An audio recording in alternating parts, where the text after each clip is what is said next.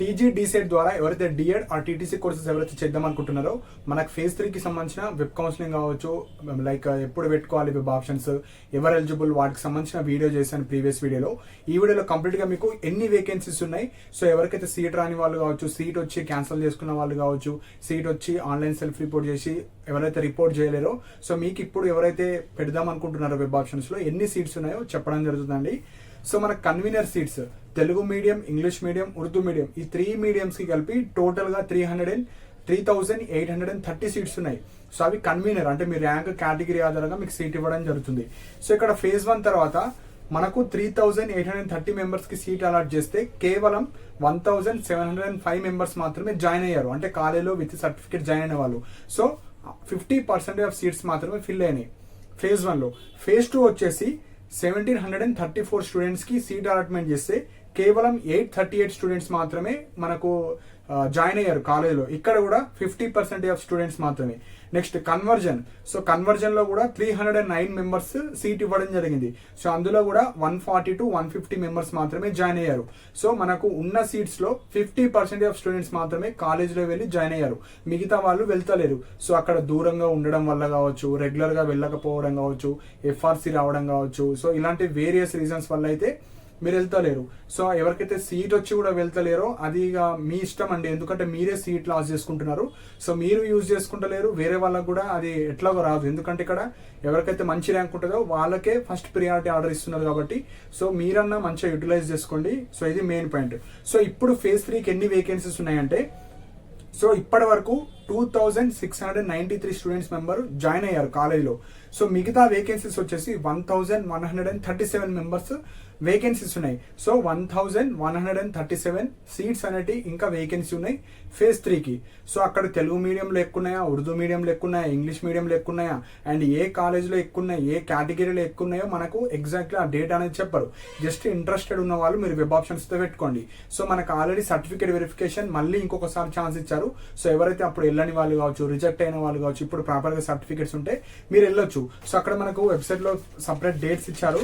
So మీరు చూసుకోవచ్చు, verification 14th, 15th రోజు డైరెక్ట్ కాలేజ్లో ఉంటాయి. సో మీరు అక్కడికి వెళ్ళొచ్చు. సో ఈ నోటిఫికేషన్ వచ్చేసి మనకు left over and not reported సీట్కి సంబంధించినవి.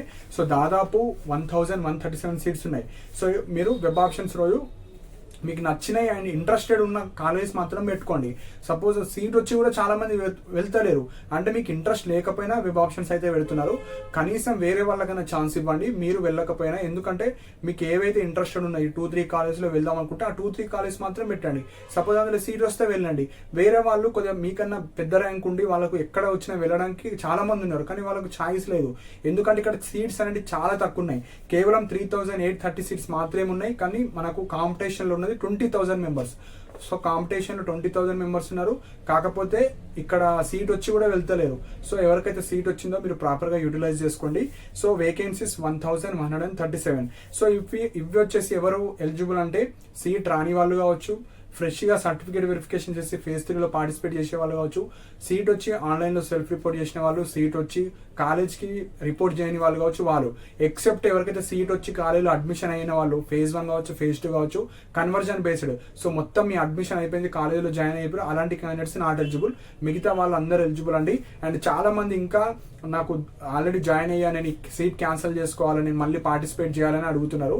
మీరు ఆ సీట్ క్యాన్సిల్ చేసుకొని పార్టిసిపేట్ చేసినా కూడా మీకు సీట్ రాకపోవచ్చు, ఎందుకంటే మీరు ర్యాంక్ ప్రకారంగా ఒక సీట్ వచ్చింది, మళ్ళీ ఇప్పుడు వేకెన్సీస్ ఉన్నాయి. సో ఇప్పుడు అది క్యాన్సిల్ చేసుకొని ఇందులో పార్టిసిపేట్ చేస్తే మళ్ళీ రాకపోతే అదొక ప్రాబ్లము, మళ్ళీ మీకైతే ఛాన్స్ ఇవ్వరు, ఎందుకంటే మళ్ళీ వేకెన్సీస్ ఏర్పడుతూనే ఉంటాయి. సో ఇక్కడ ఉన్నాయే 3,830 సీట్స్, మళ్ళీ అందులో మీకు ఏదో ఒక సీట్ వచ్చి మళ్ళీ ఇందులో పార్టిసిపేట్ చేసే బదులు మీకు ఏ కాలేజీలో అయితే వచ్చిందో ఆ కాలేజీలో డిఎడ్ చేయడానికి ట్రై చేయండి. సో మిగతా వాళ్ళు ఎవరికైతే సీట్ రాని వాళ్ళు ఉన్నారో మీకు ఇంట్రెస్టెడ్ ఉన్న కాలేజ్ మాత్రం పెట్టండి, అందులో వస్తే వెళ్ళండి, లేకపోతే మీరు నెక్స్ట్ ఇయర్ అన్నా వెళ్ళండి. లేదంటే పేమెంట్ సీట్ ఇంకొక ఆప్షన్ ఉంటుంది, మనీ అఫోర్డబుల్ అనుకున్న వాళ్ళు మీరు ఈ ఇయర్ పేమెంట్ సీట్లో వెళ్ళొచ్చు.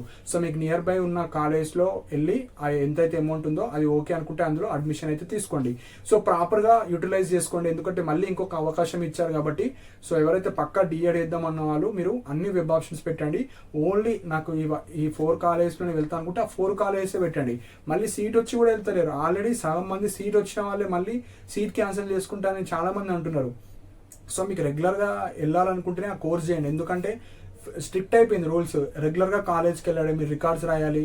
మీకు గవర్నమెంట్ కాలేజీలో అయితే ఇంకా స్ట్రిక్ట్ ఉంటుంది కాబట్టి సో ప్రాపర్గా డిసిషన్ అయితే తీసుకోండి.